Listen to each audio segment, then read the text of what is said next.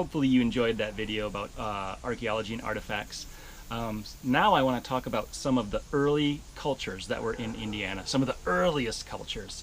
I'm actually going to be using my book here because I want to make sure you get all the key facts about some of the earliest cultures. And one of the very first one was the Adena, A-D-E-N-A culture.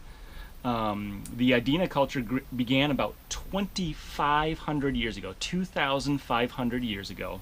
So well before America was even America. There was no United States. Most of the Adena culture actually lived in Ohio, but some parts lived in what is now Ohio, I should say. There was no Ohio back then. But some parts of the Adena tribe hit southern Indiana.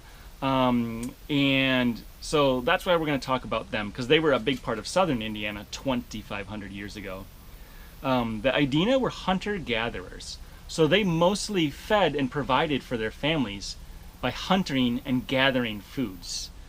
The very end of the Adena culture, they started an early form of agriculture, or a really fancy word for planting plants to eat. This was not where most of their food came from. Most of their food came from hunting or gathering. So they would hunt deer or look for mushrooms or anything like that. There's a helicopter, so we're gonna wait for it to pass over and then we'll get going. Sorry about that. This should be like an outtake. Maybe I should do outtakes for you guys. That could be in the next vlog. Anyway, back to the Adena culture. So they had houses made from materials available to them. Included wood and bark. However, they mostly followed the animals, so they didn't have really permanent housing. They also made pottery, which you saw in the video, and decorated it, and they created ornaments and jewelry from seashells and copper that they found. Copper is just a different kind of metal. It also shows that the Adena, with all the different materials they had, traded with different cultures. Trade, again, like we talked about earlier, is really important, and it helps both sides. So the seashells, they didn't have seashells in Indiana, but they traded with other cultures that did. So that's just a little bit about the Adena culture. We're going to go to another spot to learn about a different culture that was close to the Adena. Just getting my jump on here. All right, let's slow down a little bit so we can talk about our next culture. All right, let me pick up my book here. All right, our next culture is the Hopewell culture. Let me hold you still so you don't shake so much.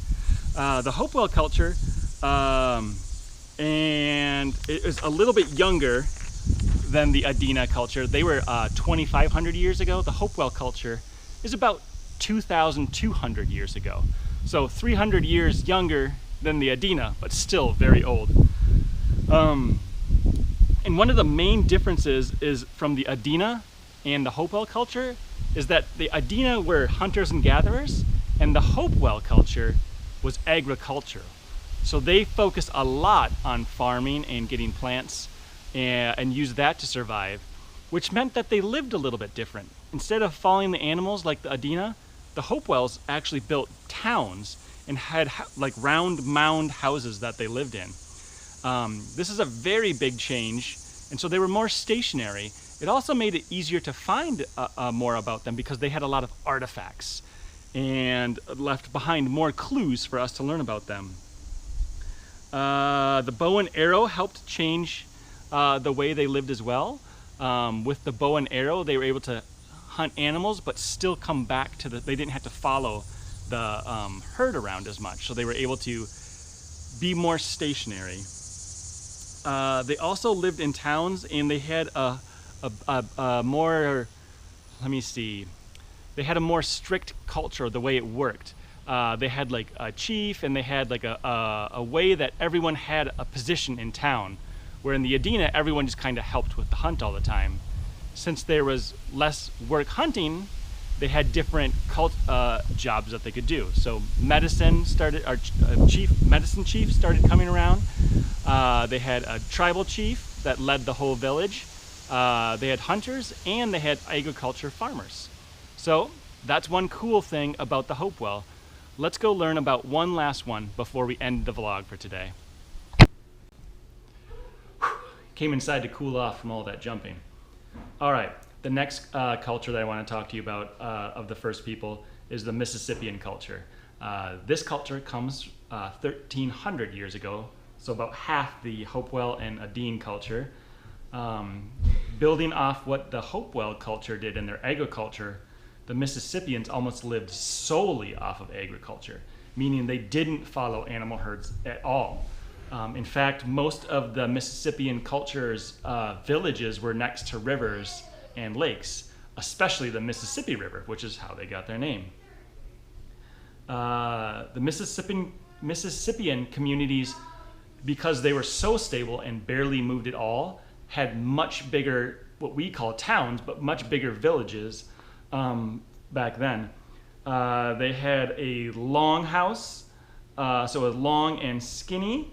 They still made mounds like we found with the Adene and Hopewell cultures. And again, their social structure or the way people interact was getting more and more complex. So now you had many different religious leaders. You had different chiefs, different people who did medicine, different jobs. So it was becoming more and more complex. You didn't just hunt for your own family. Another thing that the Mississippian culture started to do was they started to make many more crafts, and they were becoming more and more intricate, or more and more detailed is what Mr. B always asks you guys to do. So they're becoming more and more detailed. They also made weapons and different artifacts that we found that were used in different ceremonies. So what happened to most of the Mississippian people? Some think they suffered from a disease and warfare. Again, the Mississippians traded with a lot of people, and sometimes different cultures clashed, and they knew different cultures. So that could have been what led to them not being culture that anymore, or disease, because we all know, just like we have now a pandemic, disease can be scary and stuff like that, and they didn't have quite the medicine or technology or understanding of how diseases work now. So even though we have a pandemic, I don't think we're going to have the Mississippian fate and be wiped out.